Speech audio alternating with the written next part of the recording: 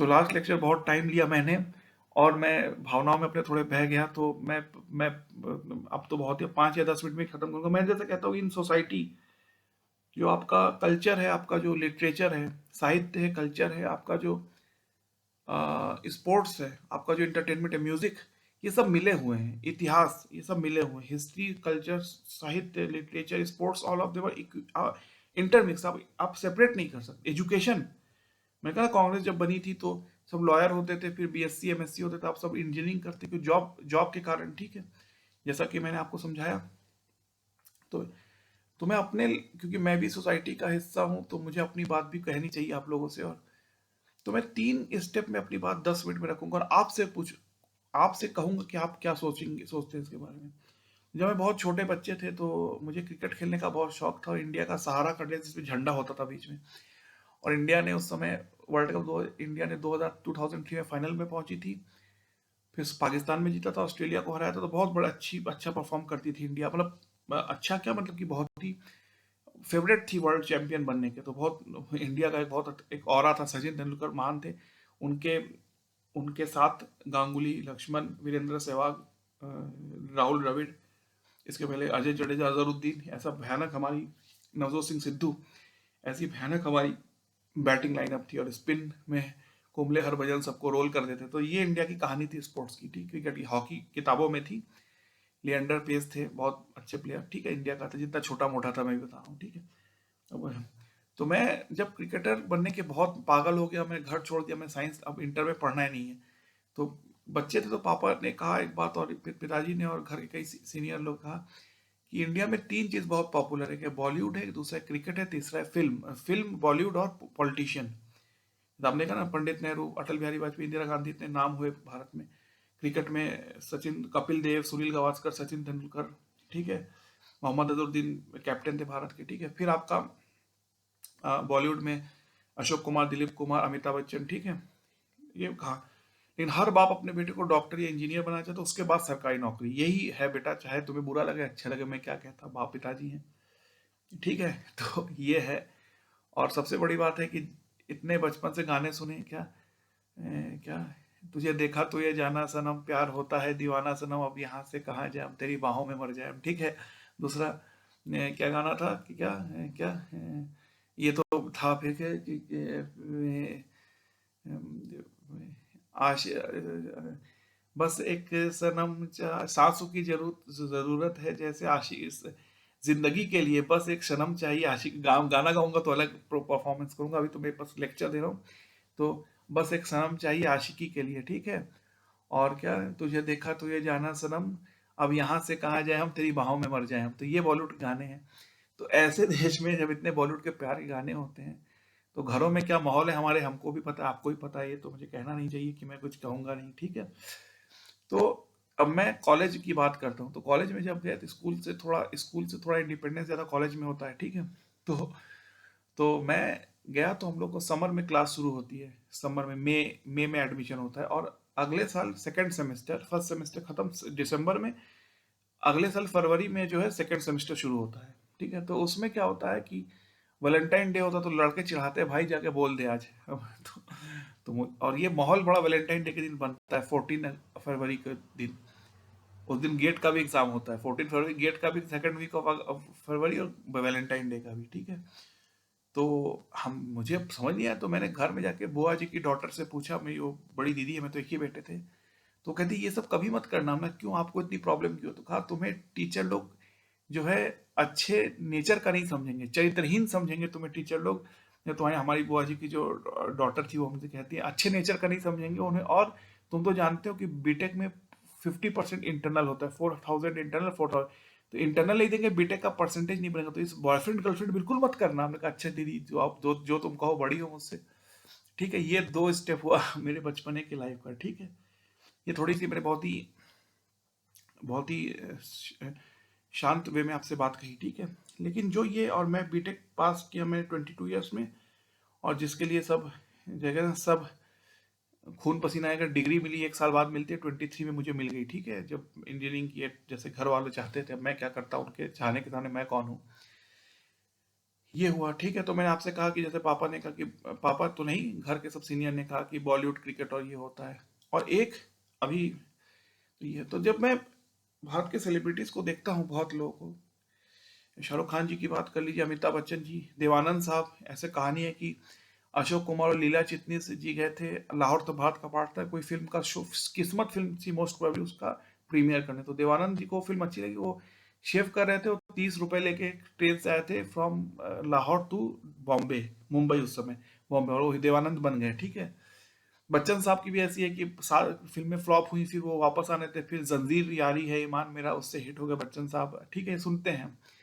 कंगना जी की भी देखिए, सुनते हैं कि बचपन में डॉक्टर बनना चाहती थी, हिमाचल प्रदेश की थी, और शायद केमिस्ट्री में अच्छा नंबर नहीं आया, तो उसके बाद उन्होंने छोड़ दिया, और फिर जो है जिद जिद जिद पकड़ के आई दिल्ली, वहां से बॉम्बे गई, और इतनी बड़ी हीरोइन बन गई, ठीक है। ठीक है, अच्छी बात है। बहुत इन तीनों का मैंने कई हीरो का एग्जांपल दिए। लेकिन आज आपको मैं छोटी एक बात बताना चाहता हूँ। अभी जब कंगना जी को बीजेपी ने टिकट दिया और वो एमपी बनी मंडी से, तो अब ये बहुत सीरियस बात है। तो कहा कि मंडी में क्या भाव लगा है, ठीक है, लोगों ने, कई ऑपोजिशन के नेताओं ने कहा, और जो जो शब्द लिखे गए वो तो मैं बोलूंगा नहीं आपके सामने। तो इतनी बड़ी एक्ट्रेस, जो कि इतने नाम कमाती, इसको पद्म भूषण तो नहीं, जो सबसे बड़े एक्टिंग का अवार्ड होता है गवर्नमेंट ऑफ इंडिया, जैसे सबको, शाहरुख खान जी को भी, आमिर खान जी, और उसके पहले क्या, अमिताभ बच्चन, दिलीप कुमार, अशोक कुमार, किशोर कुमार, सबको मिलता है जो हाईएस्ट सिंगिंग का अवार्ड होता है, highest film fair award, highest singing और एक्टिंग का अवार्ड होता है। तो उन जैसे एक्ट्रेस के बारे में अगर ये कहा जा सकता है कि मंडी में क्या भाव लगा है, तो ये कहीं ना कहीं हमारे, हम किस तरह के वातावरण में रह रहे हैं, ये दिखाता है, ठीक है। और आप कितनी भी बड़ी बातें कर लीजिए, एक आम आदमी में इतनी हिम्मत नहीं होती कि वो अपने उससे लड़ सके, ठीक है, अपने अपने अपने अपने मैं फिर नेक्स्ट लेक्चर में डेमोक्रेसी की बात बताऊंगा। तो मैं कहता हूँ कि बार बार कि Indian democracy is on just on paper, democracy is good in theory and bad in practical. Democracy इस पेपर पे है इंडिया के, क्यों, इसका बहुत बड़ा कारण मैं आपको बताता हूँ, और इसके बाद वाले लेक्चर डेमोक्रेसी को प्रॉपर्ली एक्सप्लेन करूंगा। देखिए, पूरे इंडिया को देखिए, रोमन एम्पायर को, मुस्लिम एम्पायर को, तो राजा महाराजा नवाब, ठीक है, अशोका द ग्रेट राजा थे इंडिया के, रोमन एम्पायर था, मुस्लिम एम्पायर था भारत में, ठीक है, अकबर औरंगजेब नाम सुनते होंगे आप, ठीक है। उसके बाद महाराजा रणजीत सिंह लाहौर में, फिर आ, आप जो है छत्रपति शिवाजी महाराज, और फिर ये महाराणा प्रताप, ठीक है, जो great Hindu empire, Hindu rulers थे, ठीक है। ये स्टोरी है, ठीक है। फिर अगर आप देखें, इंडिया की हिस्ट्री को पढ़े, तो अभिज्ञानम शकुंतलम में लिखा गया है महाराजा दुष्यंत, महाराजा ये वर्ड आया है, ठीक है। फिर अगर आप देखें, महाराजा दुष्यंत की बात हुई है, तो राजा महाराजा या नवाब जिसको कहते हैं ना, ये पूरे वर्ल्ड का कॉन्सेप्ट था। तो कहते हैं कि सोक्रेटिस से पूछा गया व्हाट इज अ नेशन, तो उन्होंने कहा will of people is called a nation. तो राजा महाराजाओं को लगा कि अब तो हमारी नौकरी गई, कि जब विल ऑफ द पीपल होगा तो वोटिंग होगी।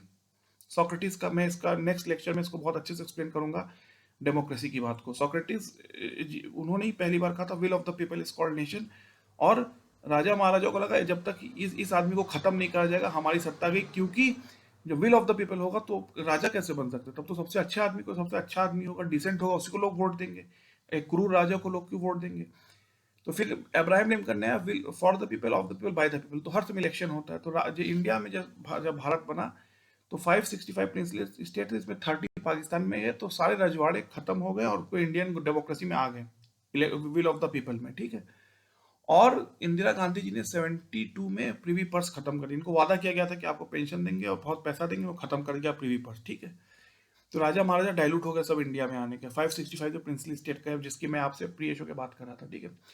तो आज जो मैं कहना चाहता हूँ कि जो डेमोक्रेसी है, मैंने एक बार कहा भी था मोदी जी के इलेक्शन और राहुल जी के पहले, कि डेमोक्रेसी की तुम बात क्या करते हो, तुम्हारे घर में कभी थी, तुम्हारे माँ बाप ने तुम्हें सचिन, शाहरुख खान, अमिताभ बच्चन, मेजर ध्यानचंद बनने दिया, नहीं बनने दिया। तुम्हें कहा कि एलआईसी इन द वंडरलैंड पढ़ो और फिर साइंस पढ़ो, नौकरी के लिए है। तो मैं जो कहना चाहता हूँ बहुत सीरियस बात, कि डेमोक्रेसी क्यों इंडिया में नहीं है। जैसे ओलंपिक में इंडिया ने सिर्फ 6 मेडल जीते, इतना खर्च करने के, इतना एफर्ट के बाद भी, क्योंकि, और एक्सेप्ट क्रिकेट और हॉकी पहले, स्पोर्ट कल्चर का एक इंडिया में प्रॉब्लम है। खेलोगे कूदोगे बनोगे खराब, पढ़ोगे लिखोगे बनोगे नवाब, नाचने गाने वाले ये होते हैं, मैं वर्ड वो यूज। तो वैसे ही डेमोक्रेसी, इंडिया के कल्चर से डेमोक्रेसी क्यों नहीं मिलती, मैं आपको बताता हूँ। अब जो इंडिया, हम लोग बड़े होते परिवारों में। अब परिवार में कैसा है, जाके दादाजी के पैर छुओ, ताऊ जी के पैर छुओ, तो अगर मैं कहूँ पैर छूना एंटी डेमोक्रेटिक है तो आप मुझ पे हंसेंगे, भाई ये सभी लोग छूते हैं। एक कॉन्सेप्ट है सेंस ऑफ एंटाइटलमेंट, जैसे कहते हैं ना, श्रीमान राजा महाराजा जी है, ठीक है। तो डेमोक्रेसी का कॉन्सेप्ट जो है वो सेंस ऑफ एंटाइटलमेंट को रिवर्स करने के लिए, उसको डाइल्यूट करने के लिए, उसको उसको एबंडन करने के लिए, डेमोक्रेसी का जो मेन एम है वो सेंस ऑफ किंगशिप। कहते हैं ना, एक बहुत अच्छी कहावत है, किंगशिप नोज नो किंगशिप। बादशाहत भाईचारे को नहीं मानती। बड़े बड़े बादशाहों ने अपने भाई और चाचा पापा को मार मार की महारा कुर्सी हासिल की है, ऐसा कहा जाता है। तो kingship knows no kingship, kingship मतलब राजत्व, और किंगशिप मतलब तो भाईचारा, ठीक है। तो जो डेमोक्रेसी का कॉन्सेप्ट है वो है to dilute and to dismantle kingship, not kingship. Democracy राजतंत्र के खिलाफ एक आंदोलन है, डेमोक्रेसी राजतंत्र के खिलाफ एक मूवमेंट है, ठीक है। तो हमारे घरों में जो होता है कि बड़े हैं तो गलत भी बोलेंगे, चुप रहो, तुमसे वो 3 गुना उम्र ज्यादा है, हैप्पी न्यू ईयर में उनके पैर छू जाकर, तुम्हारे पिता के बड़े भाई है, तुम्हारे तुम्हारे बुआ जी के ने जो है बड़े भाई हैं, ठीक है। तो ये जो कॉन्सेप्ट है कि हम उस घर में पले बड़े, हमको घर वालों ने प्यार दिया, हमको पाल पोस के पढ़ाया लिखाया, इतना बड़ा किया, हम तो उनसे कुछ कहेंगे नहीं। लेकिन ये जो फैमिली कल्चर है इंडिया का, यही एंटी डेमोक्रेटिक है। मैं कह रहा कि उसने कहा, तब सिर्फ राजा महाराजा थे, तो सोक्रेटिस ने कहा कि will of the people is called a nation. तो राजा महाराजा का इसे जहर पिलाओ, इसे जान से मारो, क्योंकि ये अगर रहेगा तो कल हमारी कुर्सी जाएगी, क्योंकि विल ऑफ द पीपल, तो हम तो राजा महाराजा लोग का छीन के ले लेते हैं, क्योंकि मतलब कि राजा महाराजा में सेंस ऑफ तानाशाही, ऑथोरिटेरिज्म होता है, जिसको कहते हैं ना सेंस ऑफ डिक्टेटरशिप होता है। और डेमोक्रेसी डिक्टेटरशिप को अलाउ नहीं कर सकता। तो राजा महाराजा इस डिक्टेटरशिप चली जाएगी राजा महाराजा की। तो उसने कहा इस सोक्रेटिस को जीने मत दो। तो उसने पहली बार कहा कि will of the people is called nation, ठीक है। और ये विल ऑफ द पीपल आप भूलेंगे नहीं, क्योंकि कश्मीर का जो रेजोल्यूशन है वो भी 3 पार्ट में है। तो उसमें भी आखिरी पार्ट में पहला है कि पाकिस्तान की आर्मी पूरी पीछे हटेगी, इंडिया की मिनिमम आर्मी रहेगी, फिर true and impartial plebiscite will of the people है। और इंडिया भी डेमोक्रेसी है, तो हर बार जो इंडिया कॉन्स्टिट्यूशन है डेमोक्रेटिक एंड रिपब्लिक, तो इंडिया में भी विल ऑफ द पीपल हर बार होगा। और इंदिरा गांधी जी ने जब डेडिकेटेड जुडिशरी की बात की, इमरजेंसी लगाई, तो वो भी क्योंकि वो she was the elected leader through the will of the people, ठीक है। तो विल ऑफ द पीपल आप भूलेंगे नहीं। तो मैं यही कहना चाहता हूँ, जो हम जैसे मैंने कहा कि हम इतने अच्छे क्रिकेट में हैं, हॉकी में एक समझ, टोटलिटेरियन स्पोर्ट्स में हम आज भी चाइना जैसे कंट्रीज हमारा नेबर है, हम 6 मेडल ही जीत पाते हैं, क्योंकि ये एक सर्टेन सोशल कल्चर या सोशल बिहेवियर के कारण है जो हमारा। तो उसी प्रकार से डेमोक्रेसी जो है इंडियन फैमिली कल्चर या बिहेवियर को पूर्ण रूप से सेटिस्फाई नहीं करता, या बहुत हद तक इंडियन फैमिली कल्चर डेमोक्रेसी के विपरीत है। आप जब पिताजी ने या बुआ जी ने कहा होगा, या मम्मी ने या बुआ जी ने कहा होगा स्कूल जाओ, तो आप नहीं पूछेंगे it is my choice whether to go or not. या वोट करते समय बोलते हो कि it is my choice to whom to give a vote, लेकिन ये आप उस समय नहीं बोल सकते जब आपके स्कूल जाते हैं। तो डेमोक्रेसी जो है, democracy is not not with complete affiliation with the family system of India. या डेमोक्रेसी भारत के पारिवारिक नियम कानूनों या पारिवारिक जो भारत का कल्चर है, डेमोक्रेसी भारत के पारिवारिक रीति रिवाजों से मेल नहीं खाता। यही मैं कहता हूँ, और मैं अपने वाणी को रोक विराम देता हूँ, रोकता हूँ, और आपसे थैंक यू कहता हूँ। Thank you.